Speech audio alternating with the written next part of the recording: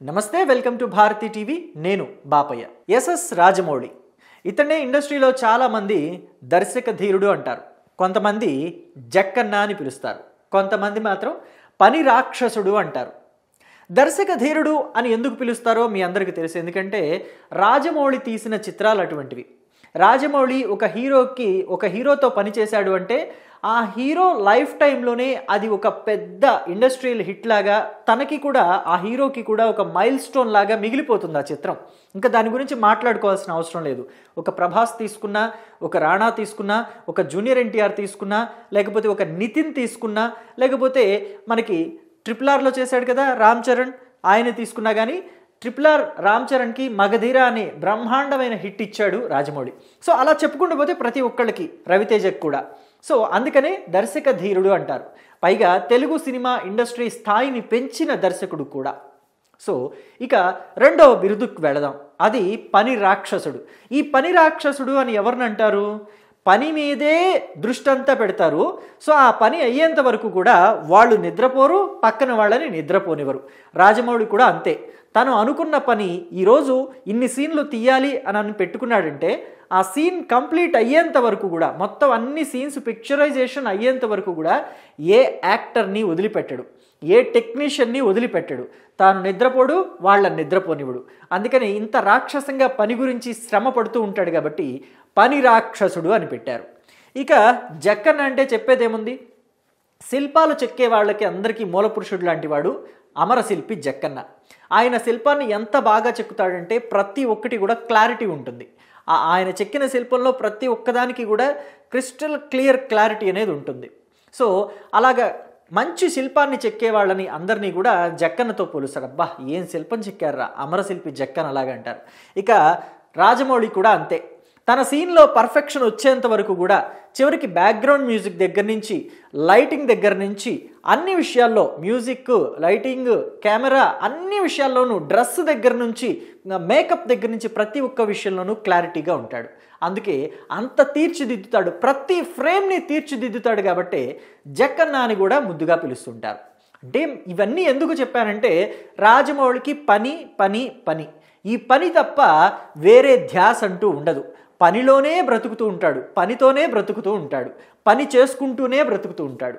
So ఇలాంటి వాళ్ళకి ఏదైనా డిస్టర్బెన్స్ కలిగిందనుకోండి మధ్యలో, వాళ్ళు ఏమంటారు, ఏంటి దేవుడా ఇది, నేను ఎంత చేశాను, ఇదా నాకు ఇచ్చే ఫలితం అంటే వాళ్ళకి సరైన అవుట్పుట్ రాకపోతే దేవుణ్ణి కూడా కాస్త విసుక్కుంటారు. మనం కూడా చూడండి, మనం ఏదైనా పని బాగా మన ఎఫర్ట్స్ అన్నీ పెట్టించేసిన తర్వాత ఆ అవుట్పుట్, మనం కోరుకున్న అవుట్పుట్ రాకపోతే, నేను నీకు ఎన్ని పూజలు చేశాను, నాకు నువ్వు ఇదా ఇచ్చేది, ప్రతిఫలం ఇదా, నీకెన్ని కొబ్బరికాయలు కొట్టాను, నీకెన్ని అభిషేకాలు చేయించాను, నీకెన్ని అష్టోత్తరాలు చదివించాను, నాకు నువ్వు ఇచ్చే ఫలితం ఇదా అని చెప్పేసి దేవుణ్ణి మనలో మనం అనుకుంటాం.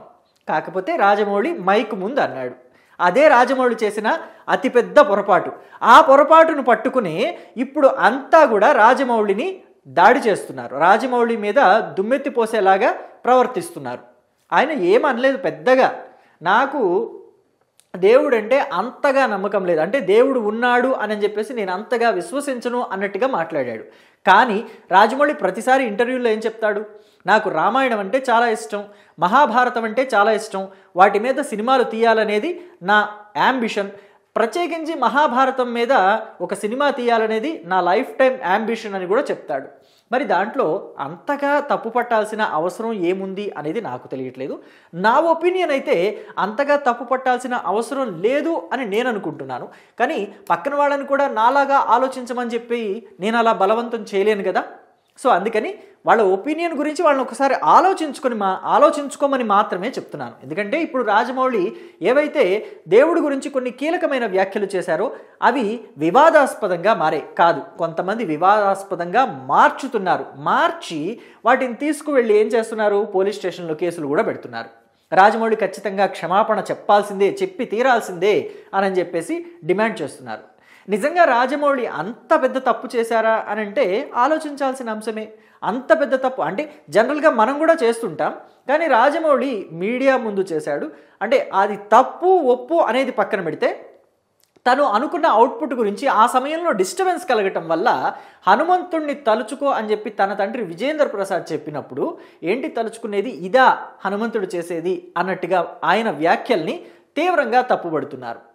సో అంటే కొంచెం చిన్నగా, అంటే దేవుడు మనకి ఎప్పుడైనా మనం అనుకున్నది ఇవ్వకపోతేనే మనమే అంటాం కదా, అలాగే అదే పరిస్థితిలో అదే ఫ్రస్ట్రేషన్లో అవుట్పుట్ రాలేదు, తను అనుకున్న అవుట్పుట్ అక్కడ రాకపోవటంతో రాజమౌళి కొంత ఫ్రస్ట్రేషన్కి గురయ్యి ఆ మాట మాట్లాడాడు అనుకోవచ్చు కదా. ఎందుకు అంత దూరాలోచన చేయటం రాజమౌళి విషయంలో? అంటే కొంతమందికి రాజమౌళి మీద అంత ద్వేషం ఉందా, అంత ఈర్ష్య ఉందా, రాజమౌళి ఇంత పేరు సంపాదించుకున్నాడు అని చెప్పేసి కొంతమంది అయితే అలా ఆలోచిస్తున్నారని కూడా చెప్పడానికి ఎక్కడ నేనైతే వెనకాడలేదు. ఎందుకంటే రాజమౌళి డబ్బులు ఇచ్చి ఆస్కార్ కొనుక్కున్నాడు అని చెప్పేసి కొంతమంది ఈ మధ్యకాలంలో ఇప్పుడు కూడా కొంతమంది వ్యాఖ్యలు చేస్తున్నారు.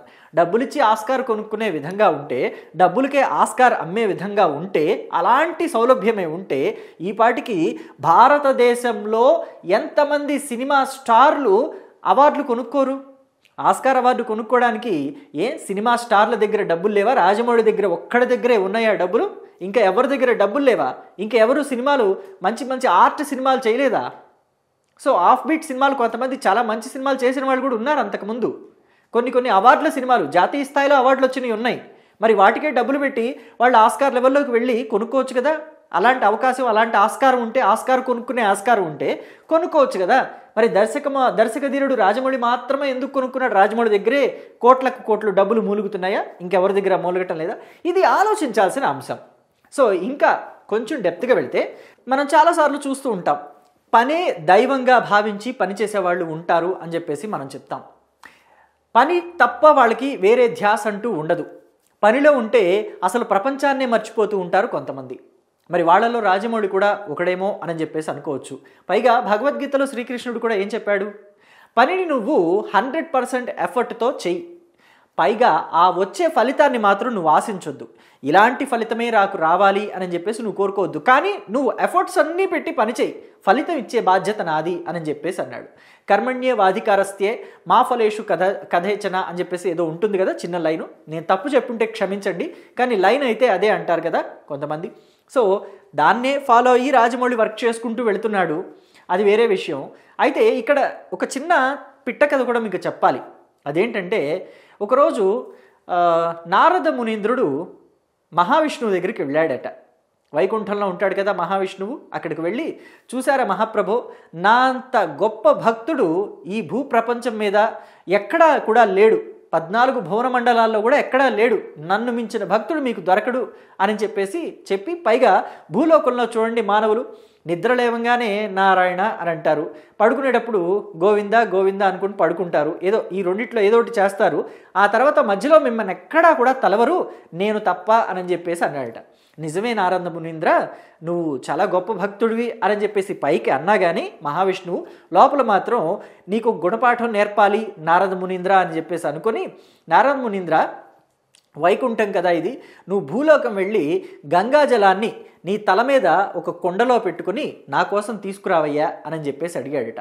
అడిగితే, అదెంత భాగ్యం స్వామి, నేనే తీసుకొస్తాను అంటే, కాలినడకన రావాలి, ఎటువంటి పుష్పక విమానాలు ఇవేం వాడొద్దు, నువ్వు కాలినడకనే రావాలి, పైగా పాదుకలు కూడా వేసుకోకూడదు, రావాలయ్యా అలా రావాలని చెప్తే, సరే మహావిష్ణు, నువ్వు చెప్పిన మాట నేను కాదంటానా అని చెప్పేసి కిందకి వెళ్ళి నారద మునీంద్రుడు పాదుకలు కూడా లేకుండా, అంటే చెప్పులు కూడా లేకుండా నెత్తి మీద నీళ్లకుండా పెట్టుకొని నారాయణ నారాయణ అనుకుంటూ స్టార్ట్ చేశాడు.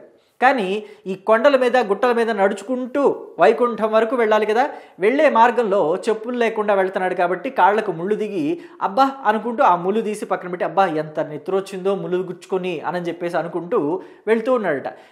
దారిలో మళ్ళీ గతుకులు అన్నీ ఉంటాయి కదా, రాళ్ళు గుట్టలు కొండలే కదా, అటు దిగుతూ ఎక్కుతూ ఉన్నప్పుడు చుక్క నీరు కూడా పోకూడదు అని చెప్పేసి చెప్పున్నాడు కదా నారద మునీంద్రుడికి మహావిష్ణువు. సో ఆ క్రమంలో ఈ నీళ్లు ఒలికిపోతాయేమో అని చెప్పేసి జాగ్రత్త పడుతూ అమ్మ అబ్బా అని అనుకుంటూ అయ్యో ఒలికిపోతున్నాయా అనుకుంటూ వెళ్ళాడు. ఈలోపు ఎక్కడో అసలు ఈ నారాయణ నారాయణ అనే జపాన్ని ఎప్పుడు నారాయణ నారాయణ అని అంటూ ఉంటాడు కదా, అది మర్చిపోయి పైదాకా వెళ్ళి, మహావిష్ణు ఇదిగోనయ్యా నువ్వు చెప్పినట్టుగానే నీళ్లకుండా తెచ్చాను, చూసావా ఒలక్కుండా తెచ్చాను, చుక్క కూడా పోకుండా తెచ్చాను అని చెప్పేసి చెప్పాడట. చెప్తే కానీ నారద మునీంద్ర, నువ్వు ఒక విషయం మర్చిపోయావు. అనునిత్యం నా నామస్మరణ చేసే నువ్వు ఈలోపు కొండ మీదకి వచ్చేలోపు, కింది నుంచి కొండ మీదకి వచ్చేలోపు మర్చిపోయావు, చూసావా అని అన్నాడట. అవును నిజమే మహావిష్ణు ప్రభు, ఏంటి మాయ అంటే ఆ పనిలో నేనే ఉన్నానయ్యా. మానవుల పరిస్థితి కూడా అంతే. మానవులు వాళ్ళ పని వాళ్ళు చేసుకుంటున్నట్టే ఉంటారు, కానీ పనిలో ఉండేది నేనే అని చెప్పాడట. దాన్ని ఇంగ్లీష్లో వర్క్ ఈజ్ వర్షిప్ అని అంటారు, అంటే పనే దైవం అని చెప్పేసి. రాజమౌళి కూడా మరి దేవుణ్ణి నమ్మనిది ఎక్కడ? పని కోసమే ఎప్పుడూ తాపత్రయపడుతూ ఉంటాడు. ఒకళ్ళని మోసం చేసే వ్యక్తి కాదని చెప్పేసి ఇండస్ట్రీలో చాలామంది అంటారు. ఇప్పటి వరకు రాజమౌళి నన్ను మోసం చేశాడు అని చెప్పేసి ఎవరూ చెప్పిన దాఖలాలు కూడా లేవు. మరి ఇంకా రాజమౌళి చేసిన తప్పేంటి? పనిలోనే దైవాన్ని వెతుక్కుంటున్నాడు. నాస్తికుడు అని అంటే, మరి నాస్తికుడు అన్నవాళ్ళు ఇంతకుముందు ఇండస్ట్రీలో కూడా ఉన్నారు. వాళ్ళ మీద ఎవరి మీద దాడి చేయని వీళ్ళంతా ఇప్పుడు రాజమౌళి మీద ఎందుకు దాడి చేస్తున్నారు? అక్కినేని నాగేశ్వరరావు కూడా దేవుడు అనేవాడు ఉన్నాడని నేను నమ్మను అని చెప్పేసి చాలాసార్లు చెప్పారు. అంటే అప్పుడు అక్కినేని నాగేశ్వరరావు మీద ఎప్పుడు వెళ్ళి కేసులు పెట్టలేదు. మరి ఆయన కూడా గతంలో చాలా సినిమాలు ఆయన పరమ భక్తుడిగా అసలు తెర మీద జీవించేసేవాడు. భక్త తుకారాం అని, భక్త కాళిదాస్ అని చాలా రకాల పాత్రలు చేశాడు ఆయన. శ్రీరామదాసు నాగార్జున చేశారనుకోండి, శ్రీరామదాసులో కూడా ఆయన ఒక పాత్ర చేశారు. సో ఇలాగా ఆయన అనేక రకాల పాత్రల్ని పోషించారు. మరి ఆయన మీద ఎప్పుడు కేసులు పెట్టలేదే. నీకు అసలు దేవుడి మీద భక్తి లేదు, నువ్వు నాస్తికుడివి, అసలు నువ్వు ఇలాంటి సినిమాలు చేయకూడదు అని చెప్పేసి ఆయన మీద ఎవరు ప్రతిఘటించలేదే ఆ రోజుల్లో. కేవలం రాజమౌళి మీద ఎందుకు చేస్తున్నారంటే, రాజమౌళి ఇప్పుడు ఆ తారా స్థాయిలో తెలుగు సినిమాని ఇండియా స్థాయిలో, అంటే జాతీయ స్థాయిలో చూపించడమే కాకుండా దానికి మించి ప్రపంచ స్థాయిలో నిలబెట్టాడు కదా. మరి అలాంటి వ్యక్తికి ఇలాంటివి సహజమని కూడా చెప్పుకోవచ్చు. సో ఇలాంటి వివాదాల్లోకి వాళ్ళని లాగటం, వాళ్ళని క్షమాపణ చెప్పమంటాం, వాళ్ళ మీదకి దాడి చేయాలని చూడటం, పరిగెత్తించి కొడతామని చెప్పేసి కొంతమంది మాట్లాడటం, ఇటువంటివన్నీ సహజంగానే జరుగుతూ ఉంటాయి. కానీ పని చేసుకునే వాళ్ళు మాత్రం పని చేసుకుంటూ వెళుతూనే ఉంటారు. వాళ్ళు ఇవేవీ పట్టించుకోరు, హాయిగా పని చేసుకుంటూ వెళతారు. వాళ్ళకి పనిలోనే దైవం కనిపిస్తుంది. పైగా ఈ మధ్యకాలంలో ఒక విషయం కూడా మీకు చెప్పాలి. రాజమౌళి నిర్మాతల చేత చాలా ఎక్కువగా ఖర్చు పెట్టించేస్తాడు.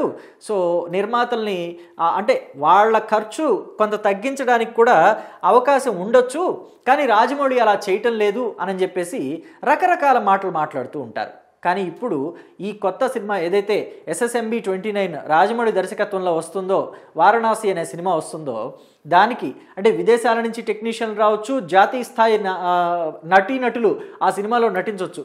వాళ్ళందరికీ costly lodges, costly 5 star hotels ఇచ్చిన తను, తన భార్య, తన మొత్తం అంతా తన అసిస్టెంట్లు కావచ్చు, తన క్రూ కావచ్చు, వాళ్ళంతా కూడా సాధారణమైన లాడ్జ్లో ఉంటున్నారట.